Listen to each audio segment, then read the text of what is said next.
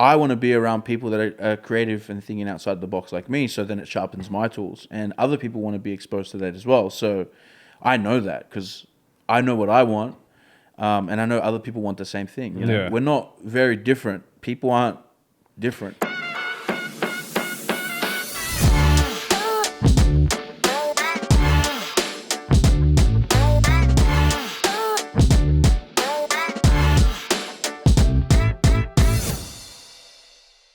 Dude, I don't know if I mentioned this, but I think it was like when we were talking about, I don't know if I mentioned this to you, when it's probably November or December, I was in your studio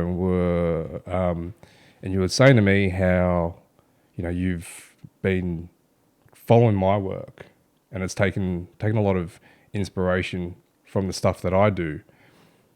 And then that got me thinking that, that clicked something really in my brain, like a bit of a paradigm shift, because I've never really given the time or the attention to thinking that I would be in that position to influence other people along the way. Like I've been so insular in my work and always just trying to look at the next thing, always like looking up to and at other people for influence as well, and hadn't considered that I would be one day in a position to be doing that. And as I guess I was just kind of continuing along my journey and just doing my best and then hoping that I wasn't going to fuck up along the way for my own sake. So then when you mentioned that to me, it kind of clicked something. And then at the time I was always just sitting on wanting to do a podcast. And then that was the catalyst for the idea of doing this particular podcast now. Wow. Yeah. Like, so I wanted to do something and I was sitting on, didn't know exactly what it was. And then when you mentioned that to me, it's like, that's the one, that's it there. So it's really humbling for you to be sitting here and having a conversation with me about that. Yeah, for sure. Well, thanks for having me, man. Nah, man. So you've been doing a whole bunch of stuff. You've been doing this now. I guess we've known each other for a long while. Yeah, long time. Never really, we cross paths a lot. We kind of moved in the same circles, but I've been following your journey along the way, and you've always managed to find a creative outlet, and they've felt like very distinct chapters as well, right? So that's a good way to put it. Yeah, chapters, right? Definitely. Yeah. So because I know that the first time, I think, how old were you when with Ruler? About 17? I started at 17, yeah. 17, right? So that was the first time. It was like my brother's probably about, I think you guys are more or less the same age as well. I think we were born the same year, in school the same time. Yeah. So, he was telling me about Ruler, and I've been seeing the stickers up everywhere. I'm like, I already, I've heard of them, but I didn't make that connection until he pointed it out. Yeah. That was you. So you can look at your journey, and we're talking about the chapters, how they seem to have very distinct closures as well. Would that be right? And then like when one chapter finishes, it's not the evolution of you, then it's more like, okay, that one is done. Let's just put that to bed. Let's move on to the next thing, rather than having something continue on longer than it really needed to. Yeah. I haven't really seen it, like, I've just been living it. Yeah. So like I haven't really had, not the time, but like I haven't really had the capability to see it from a bird's eye view. Like other people might see it like it's chapters, but for me it's just been like, oh, like that thing's ended now, let's do the next thing, Yeah. So I think it's just been organic. Like I've just always had the same vision since young, which is like I've always wanted a team to kind of make things. And at the start it was in the form of a brand, because I was very inspired by, like, I guess, street culture from all angles, which is like, from my point of view, which was graffiti, streetwear, and like, I guess just hanging out, like just being at parties and like doing that kind of stuff. What do you think? Because Ruler cut through, man. Like that was at a time when a lot of people were trying to launch clothing brands. Yeah. It was something that was really accessible at the time. And distribution it's a hell of a lot easier now. But at the time, there was just something about people wanting to just try that market. But you guys cut through. What was it that you think that you and your team had that others didn't? Like, I think it was that we were all involved in the same thing. Like graffiti was the thing that everyone like brought everybody together. So like we were all graffiti like writers, I guess. Yeah. Like literally everyone in the crew. And if you weren't, you started doing it because you were hanging around people, or you just like you were a part of the crew. But like, even though you didn't write, you probably did like DJing or you took photos, and we just always had that. Growing up, like I used to hang out with friends, and we would just hang out all weekend, like while we're in school, whatever. Even sometimes like ditch school to like go hang out. But we were always doing something creative. We were always painting, we were always sketching, always like listening to music or trying to make music. Just engrossed in that culture. Yeah. And the mentality with like the brand thing was just like, I don't know, people call it marketing, but for us was like, getting up. You wanted to get your name out there, you just do a tag, and you just, you do it with style. And if you do it like enough and get up in the right places, then people will start to know you. You know, like that was the mentality. And if you put paint on walls that are hard to get to, or on rooftops and all that kind of stuff, like people will see it and be like, that whole thing, like how did it get up there, or how did that happen, type of thing. So we kind of just took the same approach with what we were doing with Ruler. Like it was authentic to us. Yeah, you've always managed to immerse yourself in. There's just like a real heavy community focus in everything that you've been doing, right? Even when you're designing and illustrating standalone just yourself, there's always this, you're feeding off and giving back into some sort of community level, whether or not you're talking about the street art culture or just even the broader community that you're living in, the suburb, or even like now that you're working with, you've got good ideas and you're working with a team, that at some point, you had that, there's always been some involvement with trying to draw people in and to feed off that. So it's almost like that.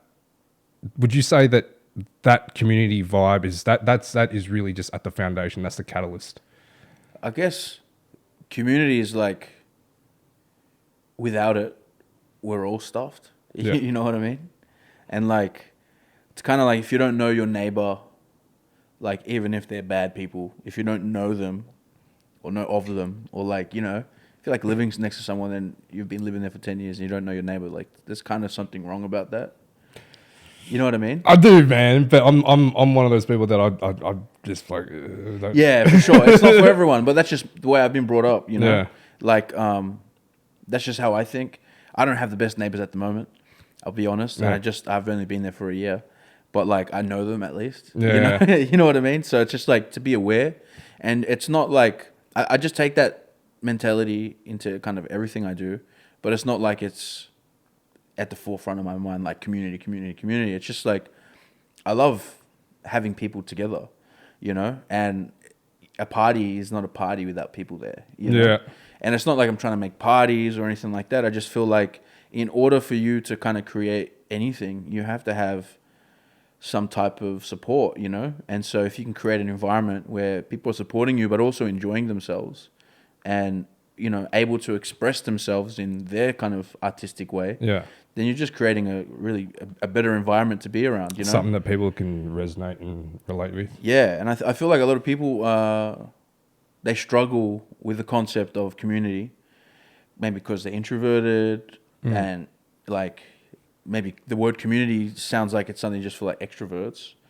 But I feel like as a whole, like introverts need community, That could be the community of introverts. Exactly, I want to be around people that are creative and thinking outside the box like me, so then it sharpens my tools. And other people want to be exposed to that as well. So I know that because I know what I want, and I know other people want the same thing. You know, Yeah. we're not very different. People aren't different. We need community.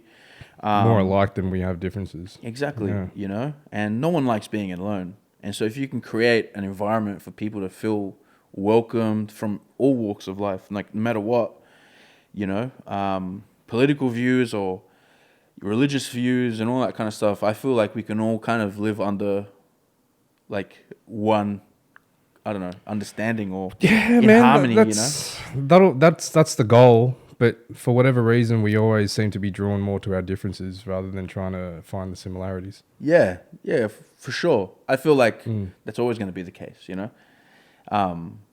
Like billionaires, you're not going to be seeing them hang out in St. Albans, like amongst themselves eating charcoal chicken.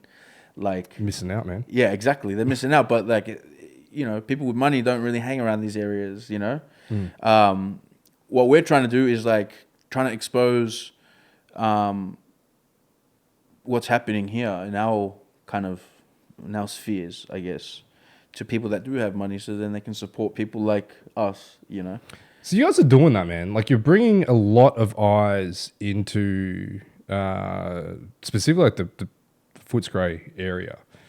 It's almost to the point, and we've talked about this, that there is a particular, I don't even want to just say the look, but it is the essence of, well, I guess it stems from you as a creative, your diggable goods, and then as an extension of that, good ideas.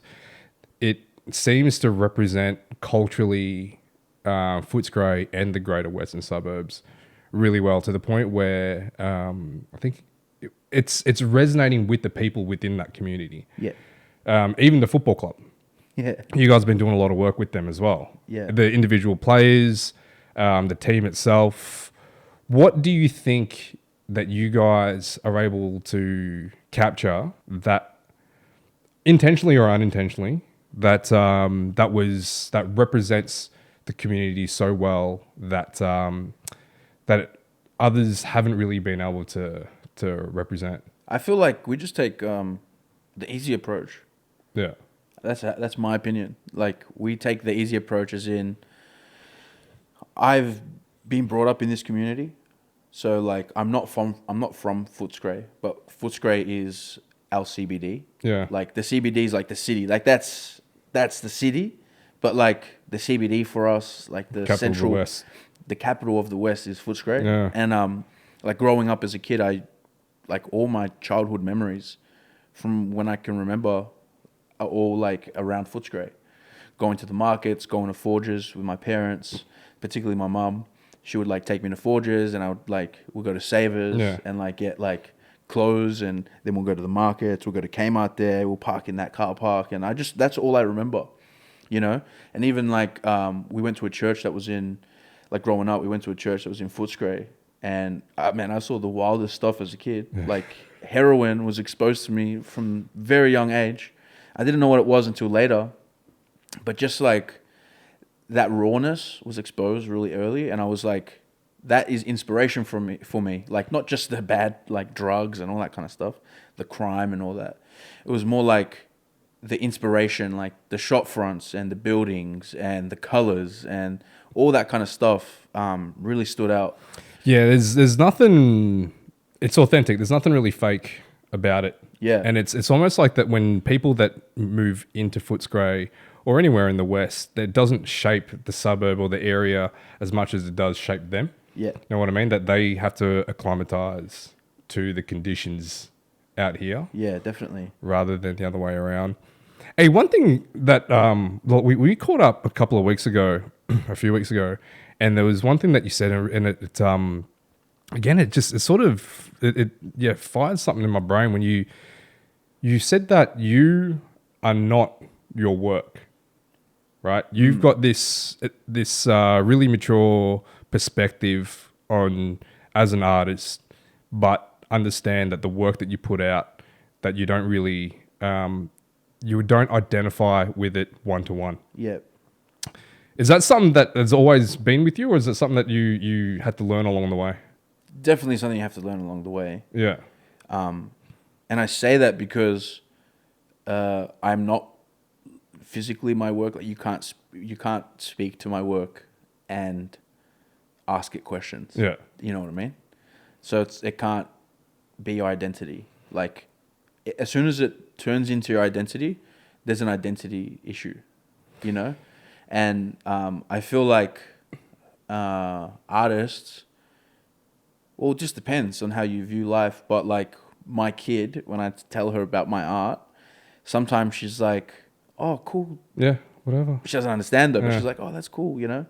And other times she's just like, "And," you Yeah. know. And that's when I realized when I had a kid that it wasn't my work wasn't really me. Man, because I've had conversations with musicians, especially like, you know, doing this podcast, Yeah, that they have to be so front about it. Like they are almost their art as well, right? yeah, of course. So, you know, that there is a very obvious aesthetic to their music as well, as in that they are the face of it. So they can't just hide behind their work. You can't put out music, and I mean, I don't want to say you can't. There's like, oh my God, Daft Punk, for Yep. example, right? You Yep. can hide behind it, sort of, but that's an image behind it. But like a lot of musicians, that they have to put their face to it, whereas visual artists, in a lot of cases, can hide behind their work. Absolutely, yeah. Like I'm not like saying that it's not good to, you know, have them as one. Some people need that, you know. But I personally feel it's like, if I was to continue my life being diggable goods or like the guy that did this and that and this and that, I would just pigeonhole myself, and that's all I would be. So then all my successes, all my failures would be tied up into like how this thing does. That's exactly it. And like, it's not always going to be good. Most Yeah. times, 98% of the time, it's like hard. You Yeah. know what I mean? So it's like, I can't, and it's a mental thing. You have to kind of constantly get yourself out of there, but I can't be that person. Yeah. And that's something I've learned about myself probably in the last year, that I'm not my work and I'm not my art. I'm me. The way that I've been wired has been wired to be creative and expressive and make things, and you know, you spice up a little bit of talent in there. But majority of it is just like what I do. Yeah. You know, like soccer players, man. Like soccer players, they play in their prime for the season, and then all they're known as is like this when they're older and retire is like what they did Just that before. that window. But some of these people like are making way more money, making way more business like decisions Yeah.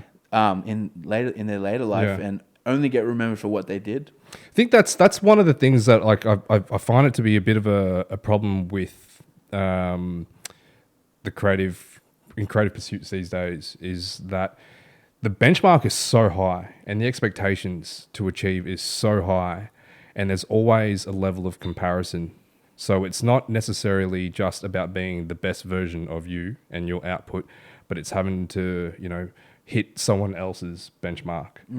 And then when you're identifying with your creativity, and if you've got that one-to-one attachment to that, and if you're falling short of a mark, then, as you were saying, then that failure becomes something very personal. Yeah. Rather than giving you an opportunity just to address that shit. Actually, you know what? You've done really well. You've done really well. You might not be as good as the next person, but it's there's this the mentality these days of having to hit the benchmark set by others. Yeah. So I think that it's you know, it's just really, it's wise that you have come to that conclusion relatively early, man. Like Yeah. that's something that, you know, what, not even 30 yet for Yeah. a creative to being able to separate themselves from that. I just want to be more than a creative. Like, yeah, that's what I'm able to do, but I want to do way more. Like, I want to be able to open up different businesses, you know, in different industries. Maybe get into an industry that is completely like lucrative Like what? and less creative. I don't know, like, an NDIS business or something like that. You know what I mean? Just go Why into not? partnership with somebody. I don't know. That's the money side talking, but there's so many different opportunities. A restaurant. I would love to own a restaurant one day. Yeah. I would love to That seems like right up your alley, man. yeah, it's community as well, hospitality. You know, maybe it's not a restaurant. Maybe it's like an event where I make food and I collaborate with other people making food. Like I would love to do something in the food industry. Like you know, I don't know. I would love to do my art in different ways that's never been done for myself before. You know, I would love to exhibit in different countries. Yeah. I would love to own a tech business of some sort, like maybe not a fintech, but maybe food tech. You know, Food tech. Do you hear that the lab grown meat is going to be hitting the shelf soon? really Yeah. interesting. Yeah. See, that's Would the you do it? stuff. If it made me millions, why not? Nah. Would you at least eat it? Yeah. Would you go for it? Go for lab. Eat it. Oh, we eat it every day. Yeah. When we eat Macca's, you know, Every day.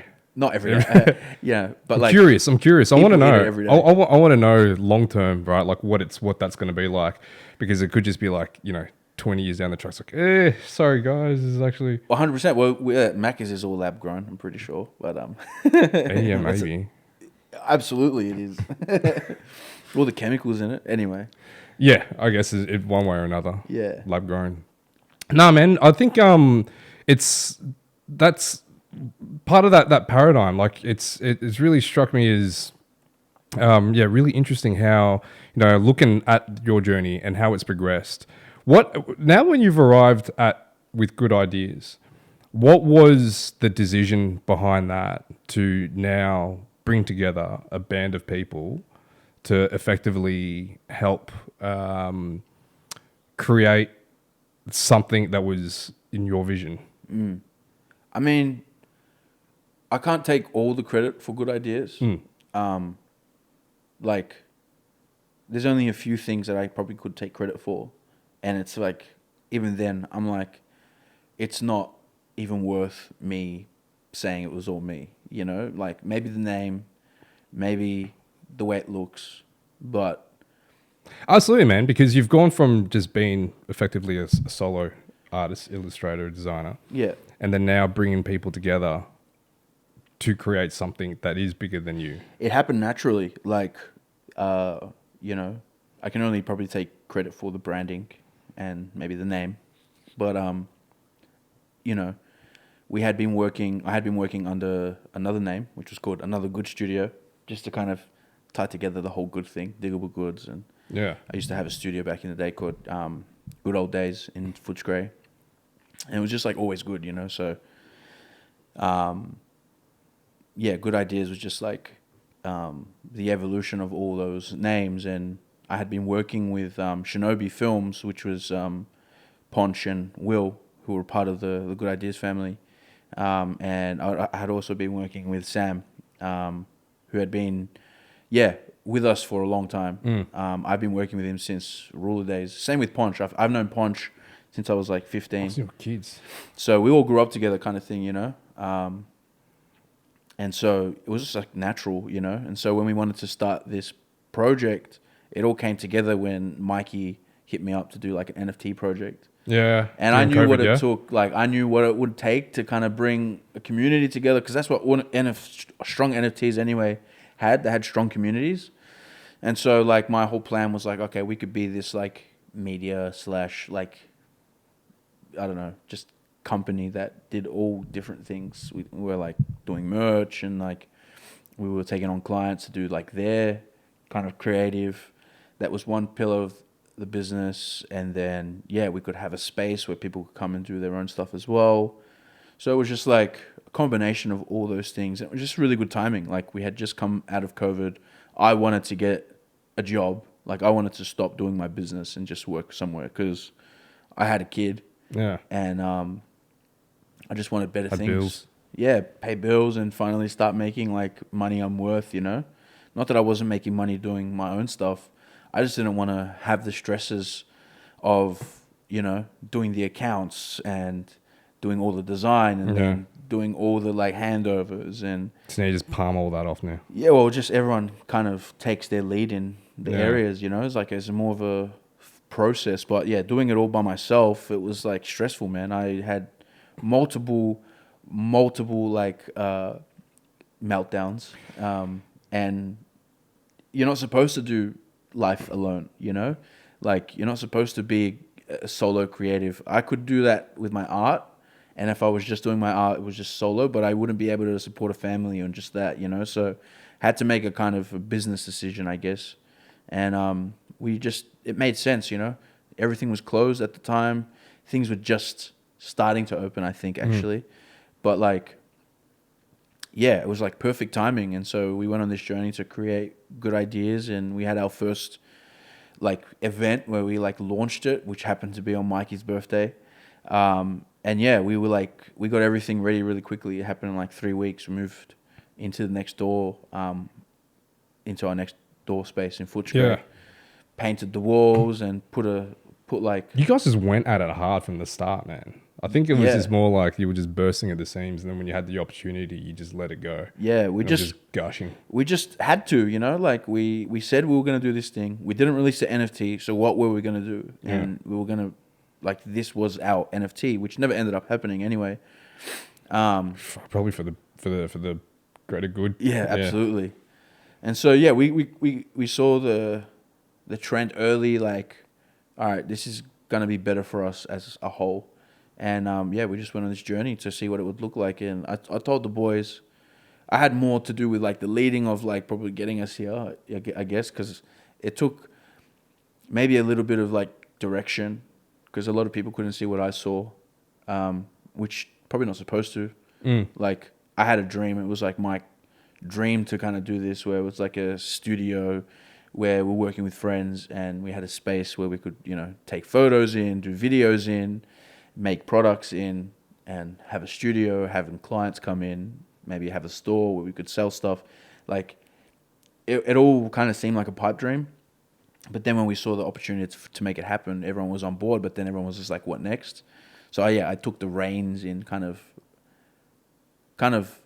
showing what was next. Just them having that trust in you to be able to create that vision, and then just say this is how we're going to do it, and then everyone just having that buy-in.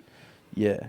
Dude, I've been finding that to be pretty tricky as well, and that's something that I've really tussled with throughout my career, was like having an idea of how you wanted to do things, but it never really fit the norm or the trajectory of how things normally went. Yeah. So then there's that whole shit, do I go and do things how I want to do it, or do I then fit this particular mold? Yeah. So that's I've constantly struggled with that, man. Yeah. You know, going from working for myself to full-time work and flip-flopping, like you were saying before, that you just wanted to take that more, you know, the path of least resistance, and say that I just want to get work, get paid what I'm worth, and then just let life just take care of itself. I was going to ask you, like, where do you find your joy in what you do, which I think is going to give a clearer answer how you differentiate your journey now versus that sliding doors moment. I don't find joy in my work, as funny as that sounds. Yeah. Like, this is what it goes back to the thing we were talking about before about, like, I'm not my work. Yeah. That's not where I find joy anymore. I enjoy it. Like, I like doing it. I think that it fulfills a huge part of, like, who I am and, like, all that kind of stuff. But where I find joy is like just spending time with my children. Like, as kind of simple as that answer is, like, I feel like, and you would understand this as well, like, I don't know, just the pursuit of happiness, if that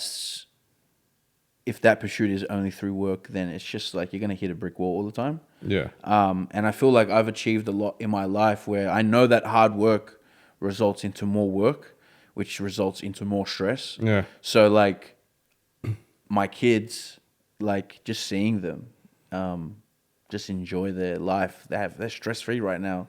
They don't care about anything, you know. Just the way my daughter gets ready for bed, it's hilarious, you know. Like, it's just like Tasmanian devil. She's just like, you know, twirling around just to get into pajamas. And it's just like, for me, that's the part of the day that I enjoy the most. Yeah, no, I hear you, man. Waking up every morning to my son, just like, he's crawling now. So he's just like tapping me, crawling me, smiling. Like, I love that, Yeah. It fulfills me. My art, like, the measure of success now is so jaded. Yeah.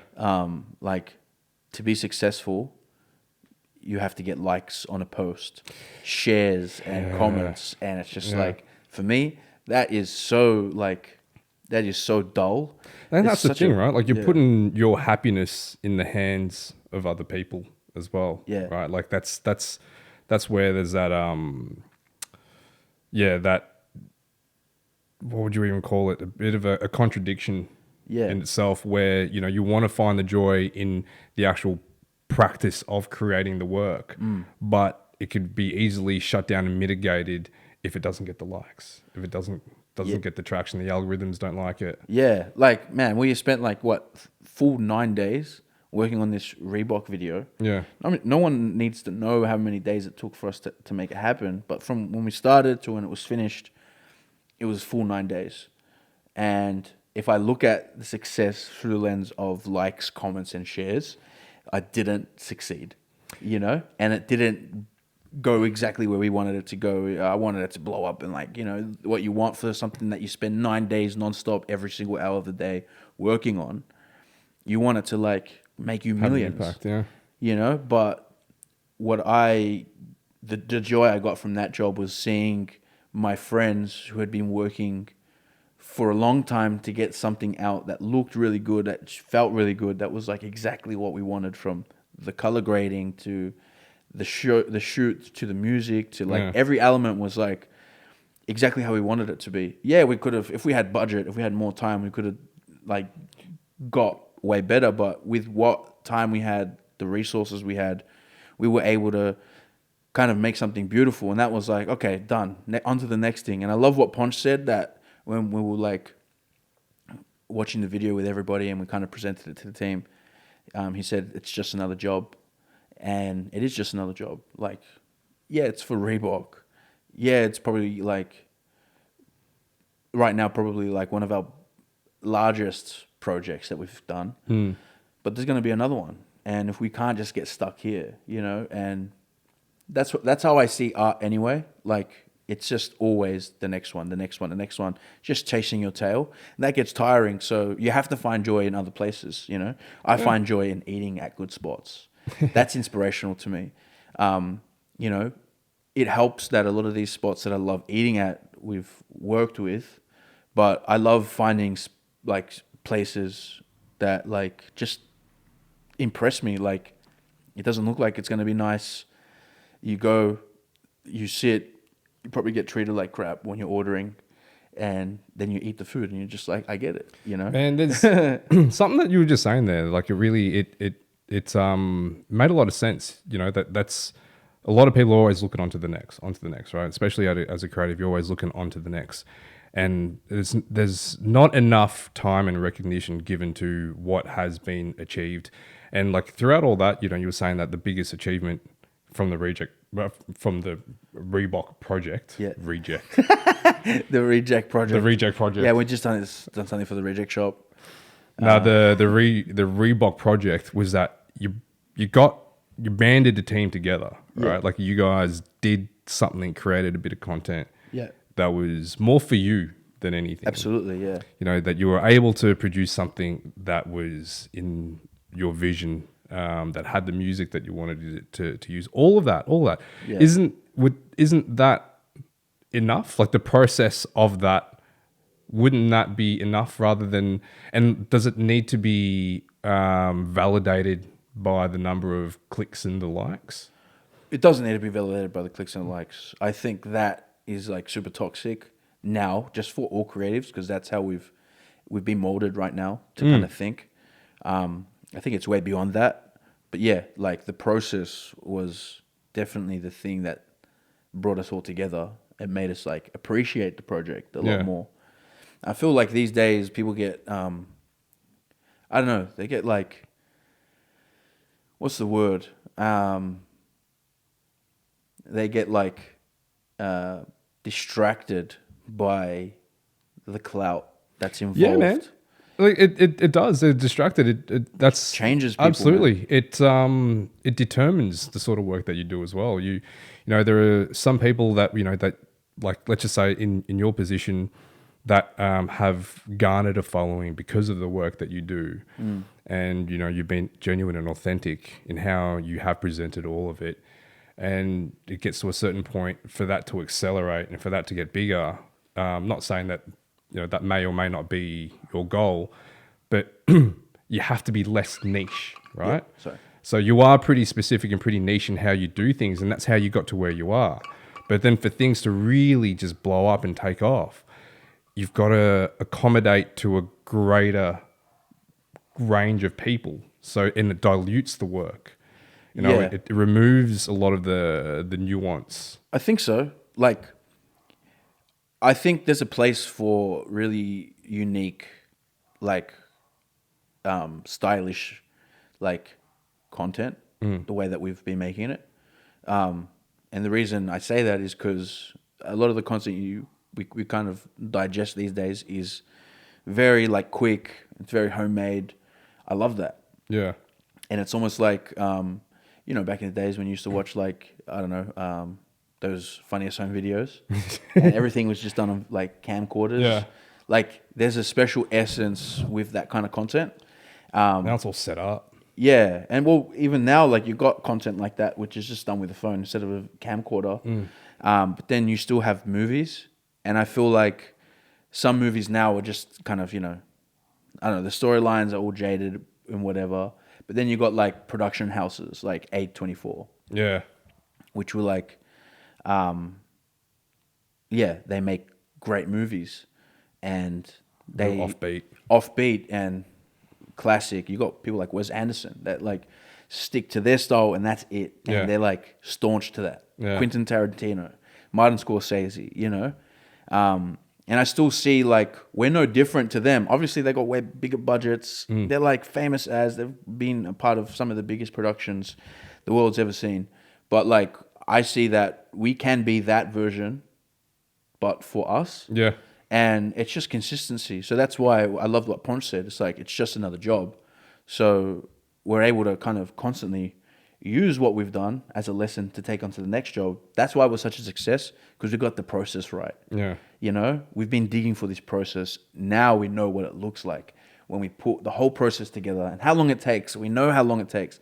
It's going to take 9 days. So if we're going to do this properly, then let's give ourselves 18 to 20 days. You found your thing. And we know what to do. We know how long this process takes. The color grading takes about this long. The title design takes about this long, and, like, the filming element takes this long, and it's just, you find your process. And that's what I loved about what we did, because it taught us a process, and then it's on to the next thing. Especially, like, there's other parts of our jobs, our work and business that it helped us with in certain areas, So it's like, yeah, we can keep talking about this Reebok job, but I feel like there's so many other things that we've done. There's so many other things that we're going to do. And it's just like, yeah, on to the next one, So what did you learn? Take the lessons away from that. Yeah, and just have a vision for the style and what you want the end result to look like. It has to look different. It has to look like yours, Yeah. We've been making funny things and things that kind of bring nostalgia to people. Like I said, when I was going through Footscray, and I would go to Forges, but then I would see on TV, like, a Dimmies and Forges ad. And I would see the shop that I went to on TV. I know. Frankel Kotzel was you mean. another thing, And that was a special thing, that you saw something on TV that you were just at. Yeah. And it was just a special connection with that, I hear you. So that's why we try to make, like, really kind of nostalgic and, like, just, like, eye-grabbing content to kind of just, bring back those memories before. There's something that's, like, deep-seated and emotional about that. I saw a quote earlier today, which, it's like, fuck, it made a lot of sense. Was and it touches back onto something that I mentioned earlier. Was don't try to be the best, be the only. I was like, It's a good one. I like that one. Yeah. And it seems like that's what you guys are working towards as well. I think that you've managed to really carved that out along the way. As you've Yeah. been meandering, you've really managed to, as much as your work has moved along those different chapters, it has matured in its own way through just your life lessons. Yeah. But you've managed to really consolidate and just to keep things as you, or at least inject what you wanted into it without diluting it from other external factors or external influences. I mean, that you've curated it as well as you wanted it to. Yeah. Yeah. So now that you're in this position and you guys are able to then take, you have this vision, you can take this person's skill set. Like, Ponch has got the video. He's like, hey, this is, how do we then translate what it is that I see in an illustrative form and translate that into a video form? Yeah. And then be able to then now create a whole larger library, an arsenal of skills. And then, create something that's uniquely good ideas Yeah. in your vision. Well, it's cool. Like, every single one of us in the team does something different, and we're all able to do our thing, which I think, some of my favorite things growing up were like, watching Power Rangers. There's like different skill sets that Power Rangers have. Like, you got like your Transformers. Yeah. They all kind of come together when, time to fight crime, Captain Planet. Yeah. Like different elements. Like, I love that, and Like so the whole is greater than the sum of its parts. yeah. Yeah. Exactly. You don't buy pizza and there's different pizzas. It's like a whole thing, but you can get like Half and half. yeah, it's exactly. You can get half and half. You can I don't know. I really like having a team. I've always loved that, and I've always dreamt about that. It doesn't happen often, That's why right now we're like, let's just go all in. It's going to cost us everything. We don't make crazy amounts of money doing this. We want to, Yeah. but it takes a lot of grit, to kind of get to that point. Even myself now, I'm like, man, I would love another job, a side job. Yeah. Like, I would love to do like commissions again, but I have to trade something in order for those things. And right now, I only have a limited amount of time. Like, I get home, I'm wrecked, and I see my kids, I'll hang out with them, they'll go to bed, and then I'll jump back on my computer and do more work. And that's just to get the business side of things done. In order for me to take commissions and do my own art and all that stuff on the side, I need to sacrifice something. And time is not something I have, and I don't really want to at this point. So it's just like one crime at a time. Like, the good ideas is the focus now. Eventually it'll be something else. We'll jump into another kind of project, and we just want to make sure that like this thing right now blossoms, and we're here to see it blossom and then move on to the next thing, Have you given yourself an opportunity to think about what the big picture looks like? Where for you laying on your deathbed, what would Marcos Diaz be like? Hey, I'm happy. Yeah.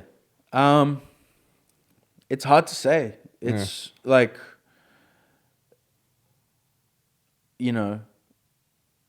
like I said, my ambitions all, like my life ambitions, the stuff that I want, have nothing to do with work. Yeah.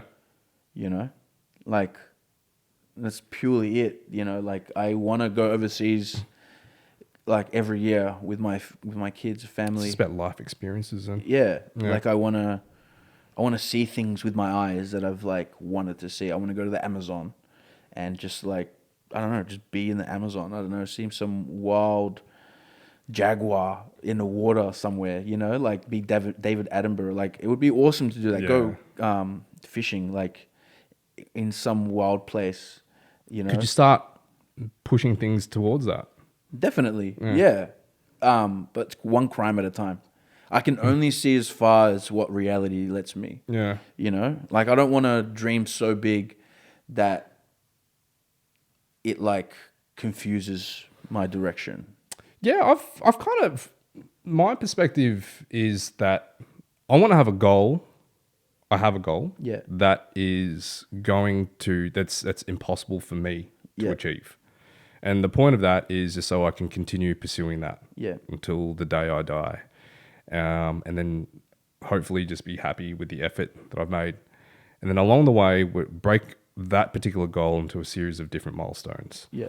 And then these milestones will have a lot of different steps. And then all these steps along the way will then determine what am I going to do today, right? So then if what am I going to do today, what I'm going to do right now, does this contribute to that goal? Does this goal contribute to this milestone? Does this milestone contribute to the big picture? Yeah. So it's almost like when you're talking about, not having the time, the capacity, what are you going to give up? Yeah. I've always thought, like, I'm just not going to give up anything. Yeah. Right? Like, I'm only going to bring in things that will help achieve this, then that, then that. Of course. Yeah. Yeah. So it's a matter of then trying to get all these little tiny bits of things into alignment. Yeah.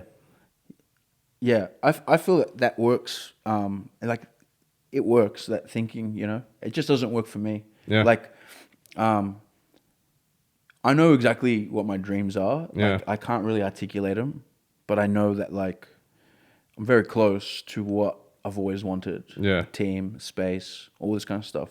So it gets to the point where it's like, okay, let's dream again. But it's never really been about like I feel like I've always been here. It's not like I wanted to get here and then I had to make every right decision to get here. I feel like I've just had like faith in the fact that I'll just do the right things and the right things will happen. Yeah. Like the reason I know I'm meant to be doing what I'm doing here is because I'm still getting given opportunities Yeah. to continue to be here.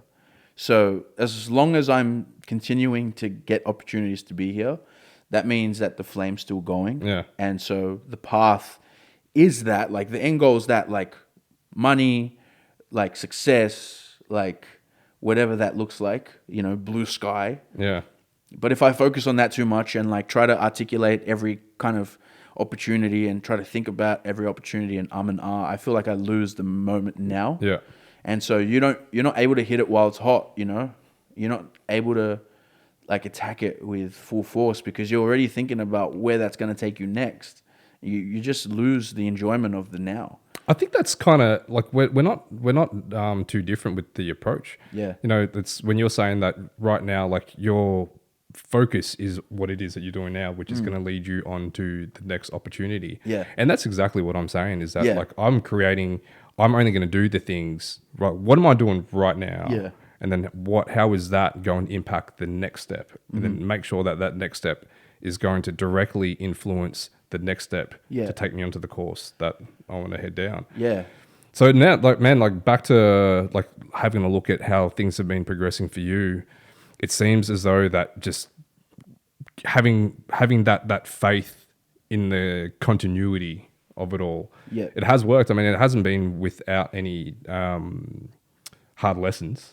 Oh, definitely no hard lessons. Like the bigger they come, the harder they fall. Yeah. And so like, yeah, we're tackling big things.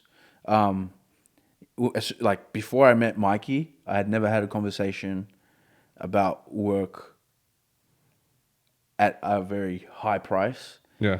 Mikey brought some kind of like reality into it. You can get paid doing this a lot. Like we can get paid. All of us can get paid. This can be done properly. And for me, in order for it to get done properly, education, time, etc., had to be a part of the equation. It wasn't just about how good the work was. Oh, sorry. The work will always speak for itself. Yeah. But just because the work's good doesn't mean that people value it the same way you do. And so in business, there's so many avenues that you can take to like,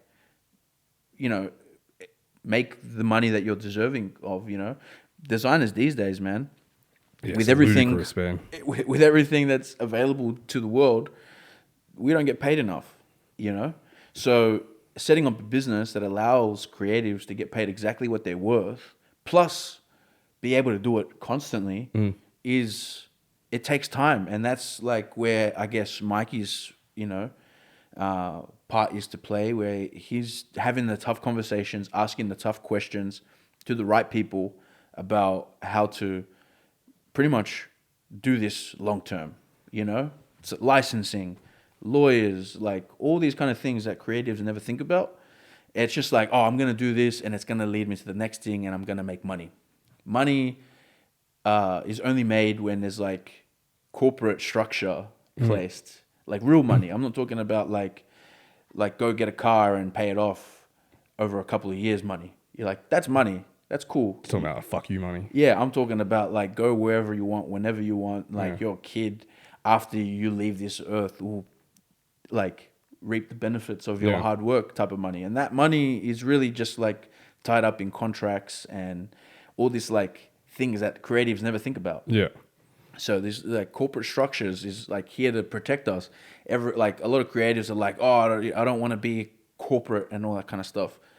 Like, well, you probably won't be doing this for long, you know? For me, I've always gone by this. It's like a poor artist is a poor artist. You know what I mean? What choice? If you're like poor in the way you do business, if you're like poor with your punctuality and you're poor with all the things that kind of make business what it is, you can be great.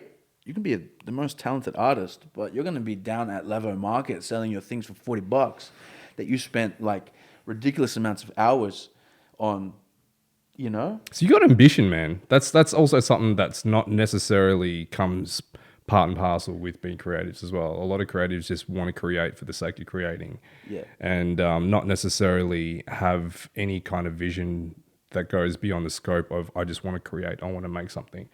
But yeah, you've got ambition. I think that's integral as well, especially with in the position that you guys are in. Yeah, like I'm grateful for where we're at. You know, I'm grateful for all the people that support us and like kind of allow us to do what we do. But at the end of the day, like I have ambition, but I also have like passion, like that's deeply rooted in just the way I've been brought up, I guess. And it's just how you channel that as well, isn't it? Yeah. My wife has a lot to do with the way I've been thinking the last couple of years. You know, she's very like, she's super creative, but she's also very like organized and realistic and like can get to a goal by writing every step of the way. You know what I mean? Yeah. Like if we're having dinner, she's probably thought about it like a week before, written down all the things that she needs to get for that dinner, and then she'll go and, normal people stuff. You know, creatives don't think that way. We're very like reactive, like, oh, it's 5:00 on a Friday. What am I going to eat for dinner? You know, I can't be bothered cooking. I'm just going to go out and eat. I definitely think more like your wife. Yeah.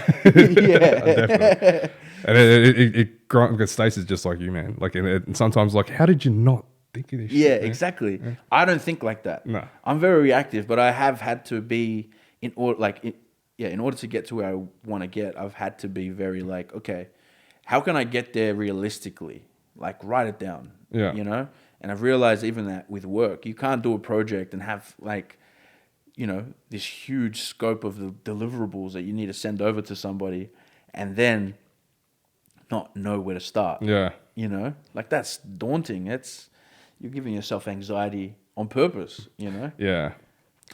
Would you say that you've been underestimated? Myself? Yeah. Absolutely. Yeah. You know. I play it though. I don't want people to estimate me. Okay. You know? I want to be constantly like, what's this guy? Under the rug. But I want people to think that like I'm, I don't know, that I'm very spontaneous and like I want people to think that because I'm very calculated.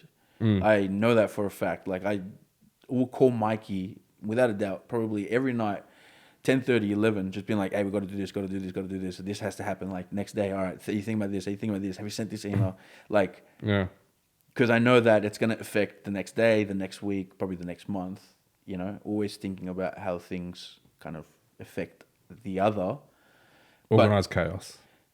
Yeah, he's the organizer. I'm the like, hey, this needs to be done. With this, if we don't do this, then this is going to affect this and this, And he's very much the other way. Like, if you don't get this done now, then you're not going to have a lot of fun on the weekend because you're going to be just working, you know? And so we're trying to find the balance between each other. But I would say I have been like very underestimated for good reason, I think. Like, Purposefully. I don't want people to guess, Yeah.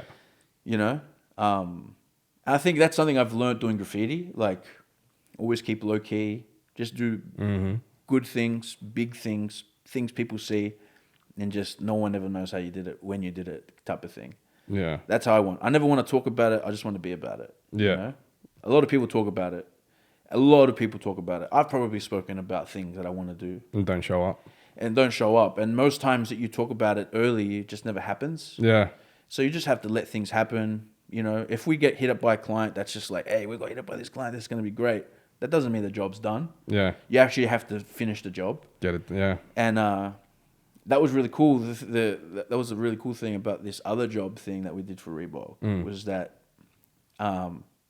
it was just the other job. Like while we were doing it, we're like, oh, how do we write this narrative? And we're just like, dude, we had to finish this wall painting. This is the other job. Like we have to make the video, you know, that's the other job. So let's call it the other job. But then that became the focus. Exactly. Yeah. You know, it's just like we were just on to another. And that's how we've been working. It's just like, okay, once one thing finishes, the next thing comes. And like, it was very natural for us to like script it that way because it was just what we do. We don't do it with the theatrics that we did with the box and all that kind of stuff. But we're always like making things and we're always just onto the next thing. And I feel like every agency would like, or every designer, anyone that kind of has a consistency in the way they do things would understand that, you know? Yeah. Yeah, I think that's for sure, man. But a lot of the pitfalls of having something like that is that you lose the essence of what it is that you're doing at the time. And, you know, when you're saying that you're on to the next thing, it's always important. I feel as though it's always important just to give yourself the opportunity just to reflect and to look back at where you have come so far, right? Like, and, you know, I don't want you to diminish too much the achievements that you guys have already, you know, the accomplishments that you guys have already made. Yeah. And you know, and not wanting to take stock and be like, hey, fuck, man, look at what we've done. Yeah. We want to smell the roses, but there's so many to come that we don't want to be like numb to the feeling, you know? Yeah. Like we don't want to be, I don't want to live in what we did so much that we forget what we're doing. Yeah.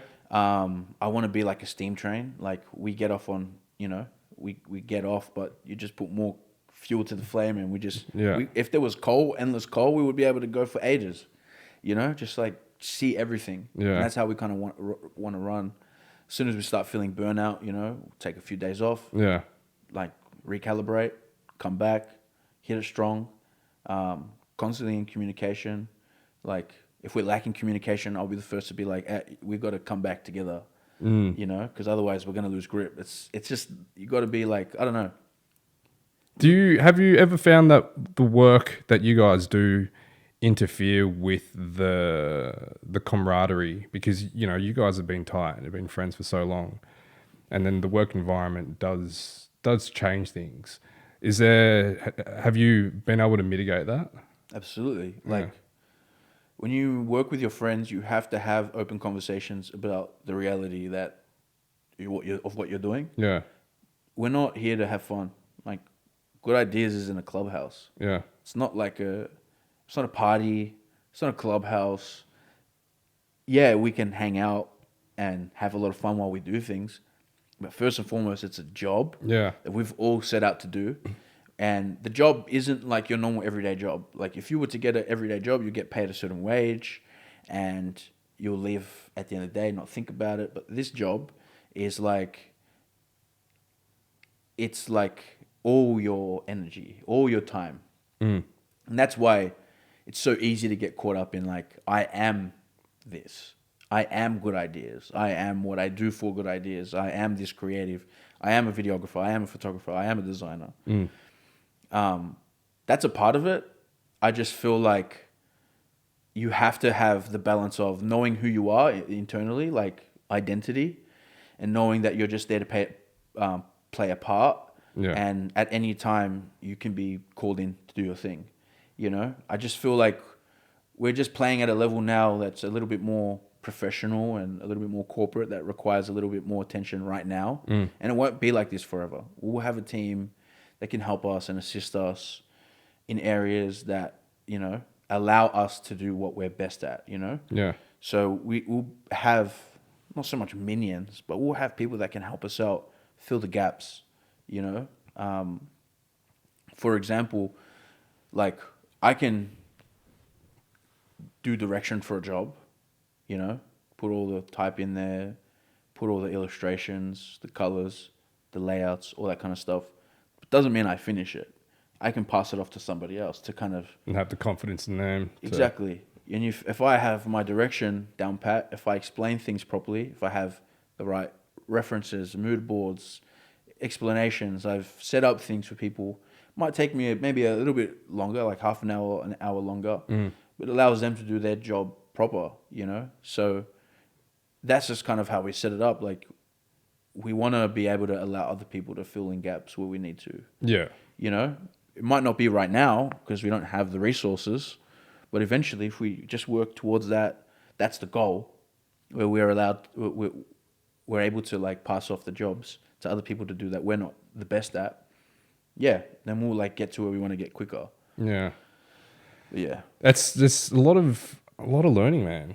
So I can see that, you know, what you have learnt from, and you, as you were saying, you know, you've taken your experiences from working for yourself, injected into this team, and then you guys are just learning with every project along the way as well. Yeah, you have to. Like me as a designer, like the stuff that I've done and what kind of I'm known for, isn't like this type of stuff. I've come from like doing t-shirt graphics. Yeah. And then applying those types of styles and those approaches to design into like places like restaurants and, you know, food and beverage companies and all that kind of stuff. That's the stuff I love doing. Now I'm learning to let go of the stuff I love doing and learning to give it off and allow other people to play their part, like a symphony, you know? Yeah. Like it's a tough one, man, because like then, you know, you've got to find that joy, right? Like, because I know that you do want to get your hands dirty. And you still want to paint, you still want to do the art, but in order for the momentum to continue, you've got to let go of that responsibility and take more on that leadership, that creative direction role. It's hard for now, but I know that we'll get to a point where I'm able to do it, you know? Like, I have full faith in my team, or in the team, that we can basically take anything on right now. Yeah. And pitch for anything. And then free you up the time so you can go back and... Yeah. Yeah. Like, it's just at the start, setting up, you have to get your processes right, because that's what you're selling to a client. Yeah. The work and the way things look is a bonus. It's like the cherry on top. Yeah. 100%. And that's something that's not really discussed either, but that's exactly what it is. Yeah. Yeah. Because you're billing for time. Yeah. Like, how long you can do things, like how long it takes you doesn't really matter to a client.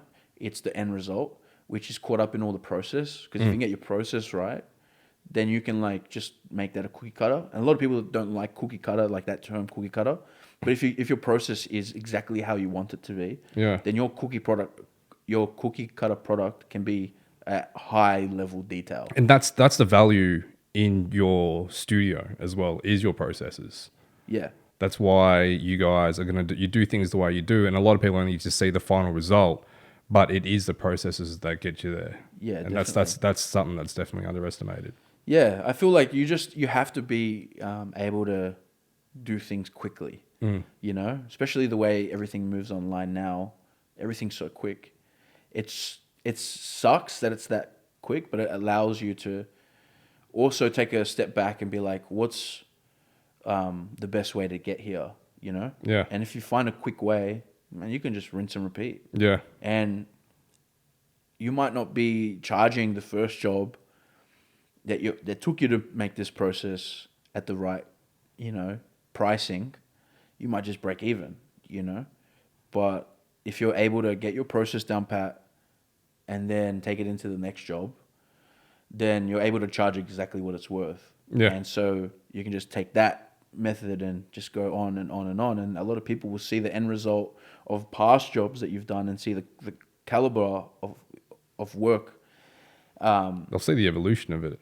Exactly. Yeah. And then they'll be able to like trust that what you're charging is actually worth it. And you'll be able to feel good about knowing the price that's, That attached you're giving them the to the job. value. Exactly. Yeah. But yeah, this is all learning, man. Like, I'm still learning. I'm not anywhere close to where I want to be, Like, I'm not where I want to be. I've done a lot of cool things and I've been a part of a lot of cool projects, but it doesn't define anywhere close to where I want to be, And simply that's just like all the team paid exactly what they're worth. Yeah. Where it's not sweat equity, plus, job by job and job by job and however that looks.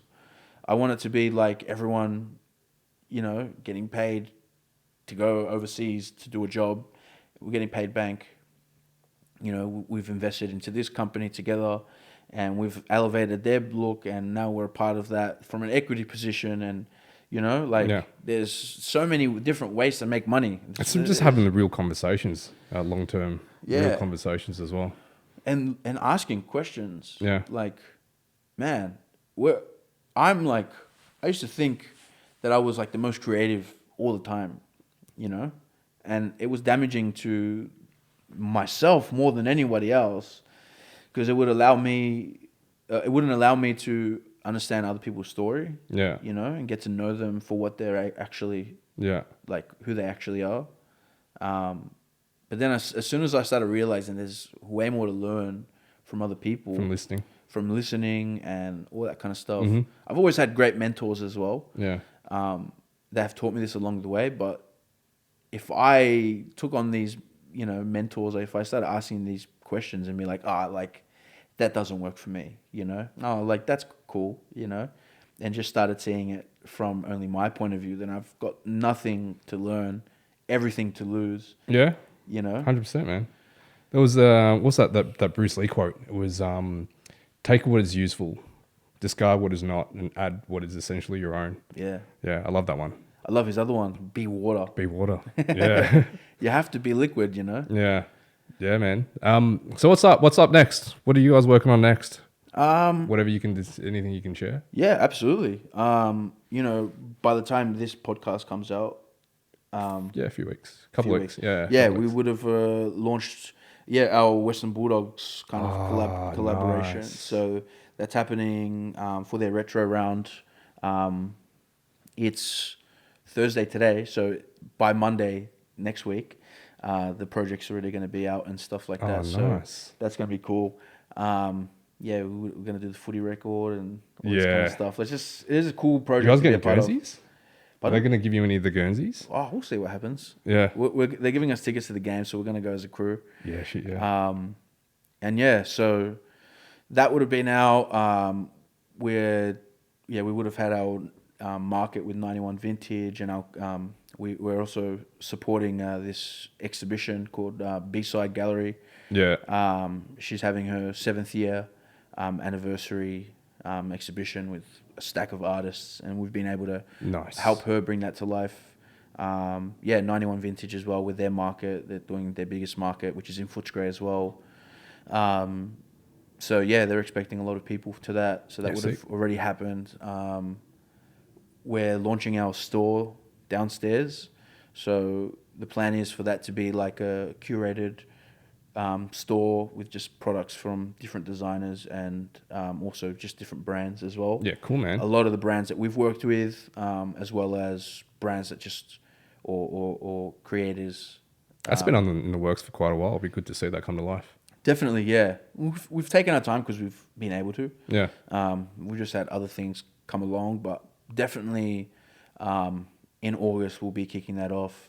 We have a vlog series that we've been working on for about a year, just taking a lot of footage and stories from the past. So we're going to be opening up like that on YouTube and just seeing how that goes. And yeah, we just want to activate all areas. We have two businesses essentially, internal and external. Yeah. External being like our clients and branding jobs and video jobs and photo jobs and all that kind of stuff. And then internal where it's like all our, you know, The good ideas brand. yeah, the brand, the projects that we kind of come up together. So Yeah, I mean, like they feel like they're starting to become, almost the one thing, right? Like especially you're going back to that reject. I'm gonna keep on calling that the reject job, the Reebok project. Yeah. That you guys really got to inject yourselves into that one. Yeah. Yeah. No, man, that's exciting. Where can people find you? Myself on Instagram, that's kind of the only platform I use. All these other ones, just kind of. You on Threads? I did get Threads just to get my name. Yeah. I don't really go on. No idea what that's about. Social media sucks, man. Yeah, I know, man. I just want to be able to walk down the street and see people not on their phones. Yeah. But you can find me on Instagram at Diggable Goods, Digable Goods, and then at Buy Good Ideas, buy.goodideas on Instagram as well for Instagram, www.goodideas.studio, not .com, .studio. Yeah, I'll put up all the links. Yeah, for sure, man. Dude, lots of valuable information and insights, man. Yeah. No, thanks for having me, bro. Like, it was a pretty chill conversation, and Yeah, man. we can probably in the next convo just dive deeper into other things, But it was good for me to kind of get it out there. Yeah, get some runs on the board. Yeah. No, dude, thanks, man. I appreciate you. Likewise, bro. Thank you for having me. Yeah, cool, man. So